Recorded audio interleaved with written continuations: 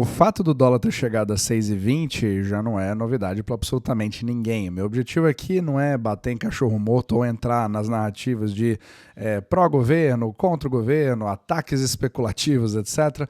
O que eu quero te passar é uma forma de você poder enxergar o que está acontecendo no Brasil com outros olhos, com o olho de quem está fora do Brasil, com o olho do eurodólar, do que o mercado do mundo está fazendo, observando ele de forma externa. E isso pode te ajudar a você tomar suas próprias decisões e ter uma visão mais holística em relação aos seus próprios investimentos. Então, é claro que nas últimas semanas a grande discussão foram os tais dos ataques especulativos que o Brasil vem sofrendo, fazendo um câmbio, criando um câmbio artificial com o objetivo de quebrar a economia brasileira, etc., e denegrir o governo atual. Mas, obviamente, que tudo isso cria uma série de fumaça, né? Uma cortina de fumaça para você entender forças muito maiores do que isso. Como eu já disse em capítulos anteriores, você tem as várias esferas que vão fazer com que você possa influenciar o câmbio. É muito difícil você prever câmbio. É quase impossível você entender exatamente todas as forças que agem, mas uma vez que elas agem, você pode tentar ver quais foram as maiores naquele momento. E isso vai te ajudar a você ter uma visão mais holística, se você puder perceber, tirando as suas paixões de lado. Então vamos lá. É claro que na Bloomberg saiu ali que o Brasil, para conter a subida do dólar em relação ao Brasil, que primeiro a gente tem que sempre voltar, né, ao famoso milkshake do dólar, eu sou obrigado a concordar com o Brent Johnson nesse aspecto, ele cria um movimento que não é somente do Brasil. No meu capítulo anterior eu falei sobre a China, é exatamente o mesmo movimento. Então você tem hoje já uma força externa, principalmente com títulos da dívida pública americana que estão pagando muito mais do que vários outros países, e mesmo que você tenha o Brasil hoje, que seja obrigado a refinanciar sua dívida com juros cada vez mais altos, né? Um dos mais altos do mundo, batendo recordes ali, que todo mundo vai postando, etc. Mesmo assim, o capital não é automaticamente atraído. Isso é justamente por conta do prêmio de risco. Então, mesmo que você tenha o maior juro do mundo, se eu achar que você não vai me pagar de volta, isso não adianta absolutamente nada. Não estou dizendo que o mercado tenha ou não tenha razão. Ele vai fazer o que ele for fazer e você precisa entender, não do jeito que a economia, que você gostaria que a economia fosse, mas do jeito que ela realmente é. Então, esse prêmio de risco faz com que, obviamente, eu prefira muito mais um mercado americano, por exemplo, com muito mais segurança, sem o risco cambial, onde eu possa ter um certo retorno, inclusive em dólares. E isso, obviamente, cria aqueles fluxos de capital que vão indo de um lugar para o outro. E aí, o Brasil, para poder conter isso, ele queimou praticamente 17 bilhões de dólares num período ali de poucos dias para poder conter, mas mesmo assim, no momento que eu estou gravando aqui o podcast, já está em 6,19. O câmbio continua alto. Por outro lado, o DXY continua, a força do dólar continua bastante alta. Agora meio que estabeleceu uma força acima do 108,1. E isso é preocupante. Isso não é uma coisa boa para os Estados Unidos. É que tá. Toda vez que eu faço um capítulo como esse, vem os comentários dizendo, né, que eu estou errado, ou que eu estou defendendo os Estados Unidos, etc. Isso não é muito bom para os Estados Unidos. Pode até ser no curto prazo atraindo capital, mas no longo prazo isso cria uma série de complicações. Mas, voltando para o tema do Brasil, o que eu quero te passar aqui é uma forma de você poder avaliar o Brasil como um indicador macroeconômico.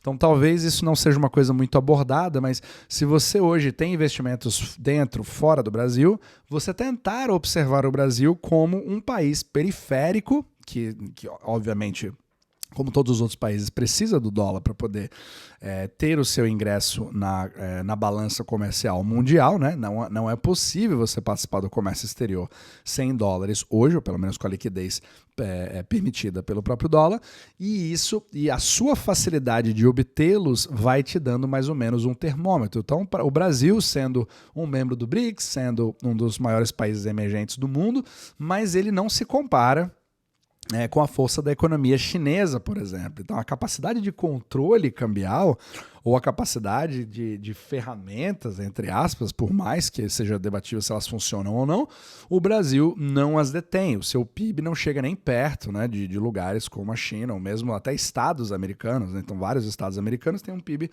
maior do que o próprio Brasil. Então ele acaba ficando numa situação mais vulnerável em relação ao próprio milkshake do dólar. Então países como a Turquia, por exemplo, você pode tentar traçar, por mais que sejam países diferentes, você pode tentar traçar como se fosse um termômetro do euro-dólar. Então, se você tem países, se você vê em um determinado momento, o Japão tendo alguns problemas específicos dele, ele te indica um certo problema no sistema euro-dólar, que pode se refletir no Brasil ou não. Agora, quando você vê um problema que agora o Brasil, inclusive, fez notícias praticamente no mundo inteiro, como a crise do Brasil e várias outras coisas, o Brasil agora é a bola da vez. Isso vai durar para sempre? Não, né? Como sempre, as coisas não andam de forma linear. Pode ser que nós tenhamos uma bela correção, pode ser que tudo dê uma certa estabilizada, dê uma certa passada. Porque tudo se movimenta em todos os lugares ao mesmo tempo. Só que o Brasil, pela sua importância de ser um dos maiores países do mundo, mas também não tendo uma das economias mais tão fortes assim em relação aos principais players do mundo, como o Japão, como a Alemanha, como os Estados Unidos e a China, ele acaba ficando um pouco mais vulnerável. Então, você ter uma estabilidade maior no real, ele te traz uma certa tranquilidade até para outros países que são mais fortes, né, economicamente falando, em relação ao milkshake do dólar.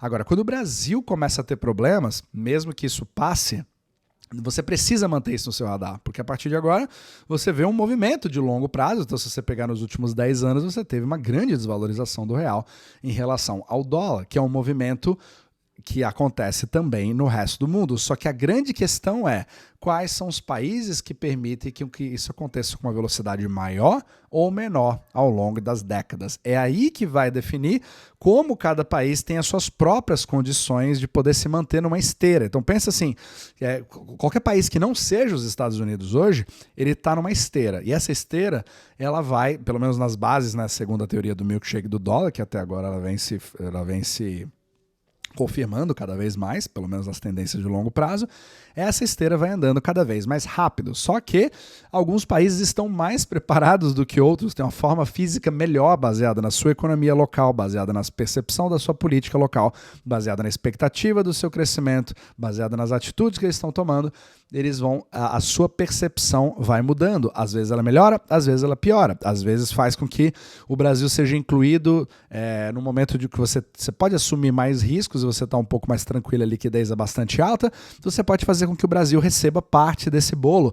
Mas ele também é o primeiro que é cortado quando você busca segurança e liquidez, que reflete exatamente o que eu falei no capítulo passado em relação à China. Você precisa entender que tudo isso é muito mais interligado do que você imagina, ao invés de você ficar simplesmente preso numa discussão de Twitter, né? Se o Haddad sabe a economia, se não sabe, se você tem que fazer o L ou não fazer o L. Então as coisas são muito mais interdependentes e macro do que a gente imagina. Então, se a partir de agora você tirar um pouco as paixões de lado, por mais que todos torcemos por um Brasil melhor, etc., eu também faço isso. Só que, obviamente, você precisa avaliar e, às vezes, infelizmente, você precisa usar o Brasil como um termômetro, fazendo parte de uma coisa muito maior. Então, se o Brasil começa a mostrar fraquezas cada vez maiores, isso pode se refletir, já está se refletindo na Índia, por exemplo, que tem problemas exatamente parecidos com o que o real está tendo agora.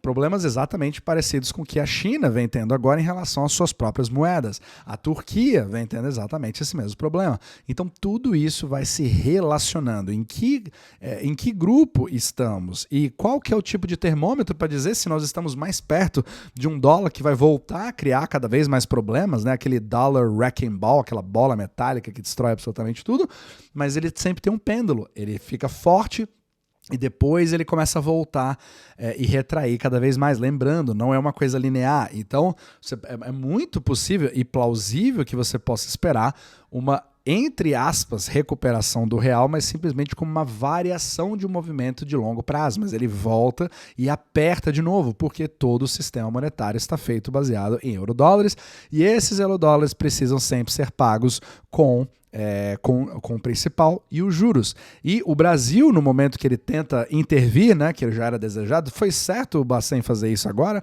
Não foi certo? Deveria ter gasto mais? Eu vou gastar minha reserva até ela virar 5,50, até 4,50, né?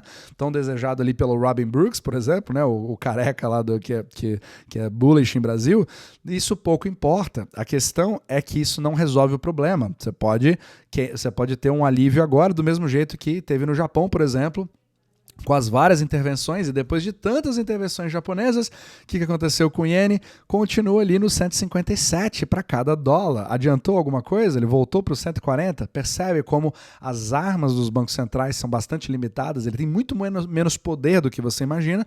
É justamente porque ninguém liga para o que realmente interessa e vai ditar o que vai acontecer, que é o famoso euro-dólar.